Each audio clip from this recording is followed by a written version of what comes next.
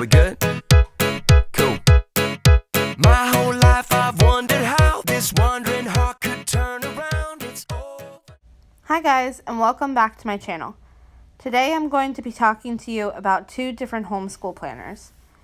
I'm going to start first with my favorite homeschool planner, which is the Uncomplicated Homeschool Planner by Rebecca Spooner from homeschoolon.com. I've used a lot of these planners before, and this one is definitely one of my favorites. It comes in both a downloadable version and then also a printed version, and I'm going to be showing you both of them.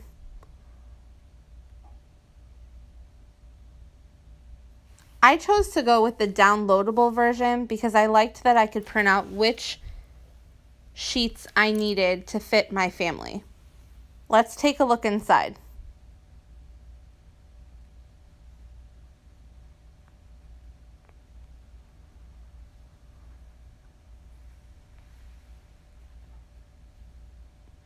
As you can see, I printed out the pages that I thought that I needed, which I did a reading log, one for each child, a field trip planner, which helps me since I run a local homeschool group,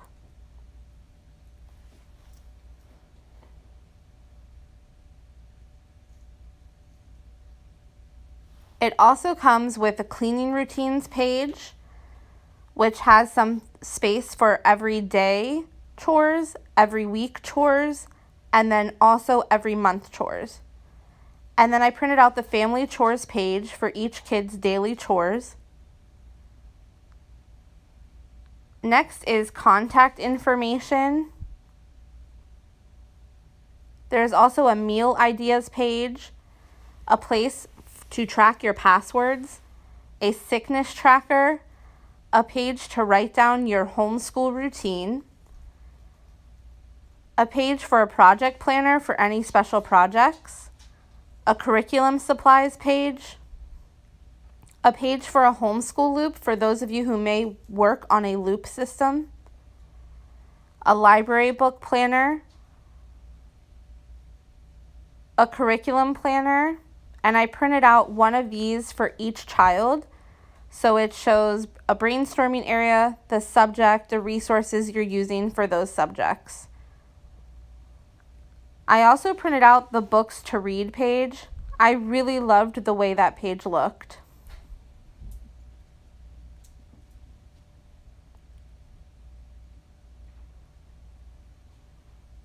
Then I went ahead to Office Depot and I bought these tabs with the days of the month on them.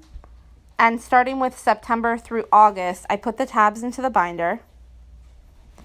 At the beginning of the year, before I purchased the planner, we were using Evernote, so I went ahead and printed out those pages and just stuck them into the binder.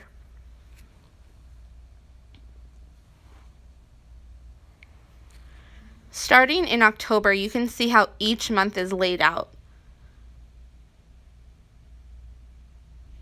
It has a room for monthly goals, to-do list, planning, quotes, and then there's a coloring page. It also has a monthly meal planner for each month. And then each month comes with an undated calendar. I put the little stickers in from my Erin Condren stickers. This helps keep track of our monthly schedule. And then here's how each week is laid out. So the week dates are blank. You can fill them in yourself. And it goes Monday through Friday and also has a slot for the weekend, a to-do list. And if you use a Brave Writer Lifestyle, it also has a writing lifestyle box on the end. What I would do was just write out 1 week at a time. I would do 1 week for Aubrey, and then I would do 1 week for Caleb, and then they would go ahead and mark off as they've done the items. This way, each child had their own week that they could work from. So as you can see, every month is pretty much laid out the same. You have the coloring page with the notes. You have a monthly meal planner. Then you have the month at a glance calendar. to keep track of your monthly schedule. And then I personally printed out 1 week for each kid. So one for Aubrey and one for Caleb. I really like this planner a lot. Like I said, I've used a lot of homeschool planners before, and this one has been the one that has definitely worked best for our family. Okay, now that we saw the downloadable version, let me show you what the printed version looks like.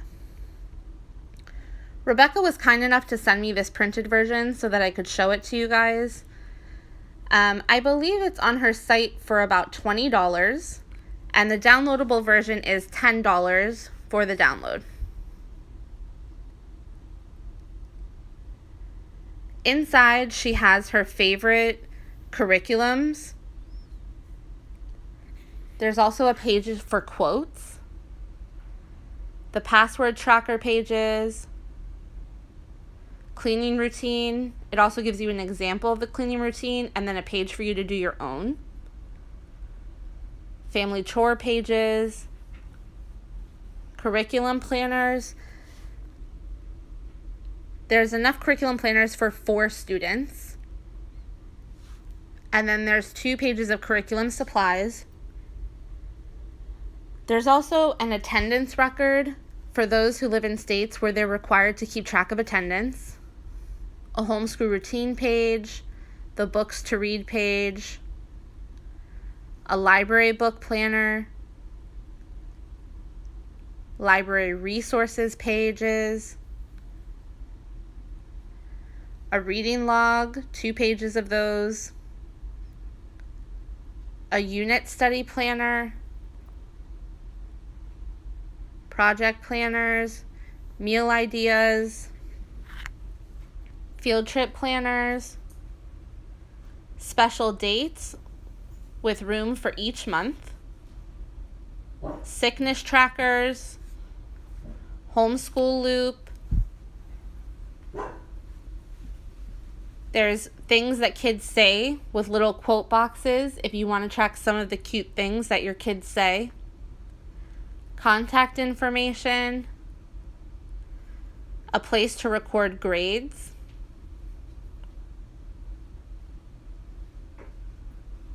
there's also the year at a glance pages. This one is for 2017 and 2018, and I'm assuming the new one will be 2018 and 2019. And then the printed version starts in January, but you can obviously use the book in whichever order you want. It's laid out the same, with the coloring pages, the notes page, and the monthly meal planner, an undated monthly planner for you to fill in the dates yourself, and then there's the weekly pages. The printed version has 5 weeks of weekly pages. So what this would mean is that if you had multiple students, you would either have to buy multiple planners, or you would have to write small enough so that in each box you could fit multiple students in each box.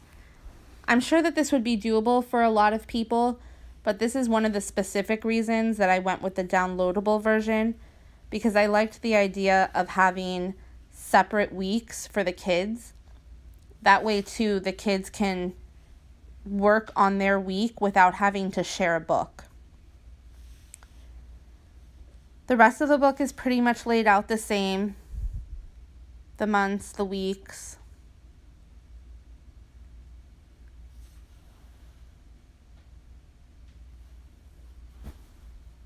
And then you can see in the very back of the book is a weekly meal planner pages, which has the days of the week on one side and a shopping list on it. So again, this was the Uncomplicated Homeschool Planner, and these are by Rebecca Spooner from homeschoolon.com. The other homeschool planner that I want to talk to you about is actually the teacher lesson planner from Erin Condren. I really wanted to be able to use this planner because Erin Condren is what I use for my personal planner, but unfortunately, I just didn't think that it fit what our needs were as a family, and there were too many modifications that needed to be made to the book for it to fit. For those of you who don't know, for Erin Condren, you can personalize both your cover and your coil. So again, this is the teacher lesson planner, and these tabs and planners are less customizable than the life planner.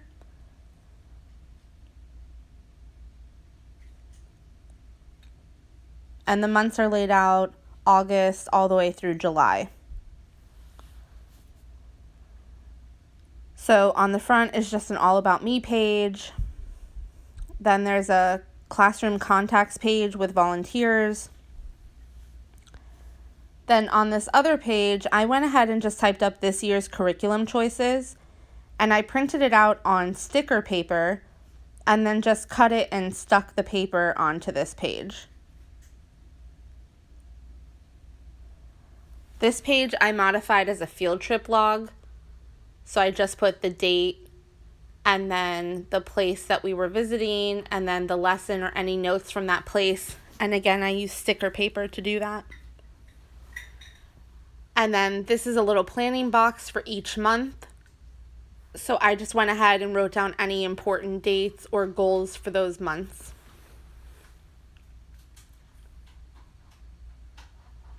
Here I did a reading list, one for Aubrey, one for Caleb, just the title, the author, any kind of projects that they did with them, and then a checkbox for when they completed them. Then you have some grid paper, some note pages, and then again, this planner starts in August. So it just gives you the month at a glance. And it does that for all of the months in the beginning. There's also note pages. And at the beginning of every month, there's this planning page. And then again, the month at a glance. And it's that way, it's the same layout all the way through to July. You get the planning page. You get the month at a glance. And then after the month at a glance, you have a note page. And then back here is where the lesson plan pages start. So this is what the lesson plan pages look like. On this side, it has the days of the week, Monday through Friday. And at the top, there are 7 boxes for subjects. So what I had to do in order to accommodate for our family is I did Aubrey's language arts in the first box. I did Caleb language arts. Then I did Aubrey's biology. Then Caleb's science. And then in this box, I did both of their maths. And then I just color coordinated blue and purple. Then in the next box, they were both doing world history. So again, I just color coordinated. And then in the last box, I put any extras that they had, such as health or foreign language.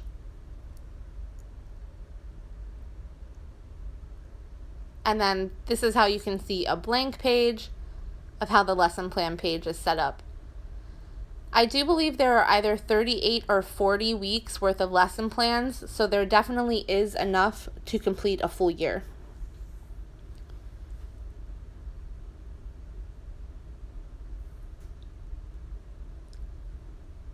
And then if we flip through to the back of the book, there are these student tracker pages in the back. So you could kind of modify these to use them for whatever you needed. Even if you were doing attendance records or grading. There's quite a few pages of these.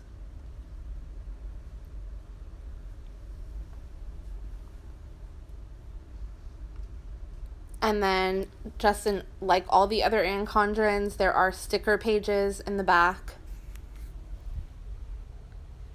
Some of these stickers are definitely geared towards teachers that are teaching in a school setting. There's an IEP sticker, assembly stickers, things like that. Then there's some blank stickers that you could fill in on your own. And then in the very back, there's this folder and then this little pocket folder in the back. And then the last page is a whiteboard. And that's the same for the inside cover also, is a whiteboard cover.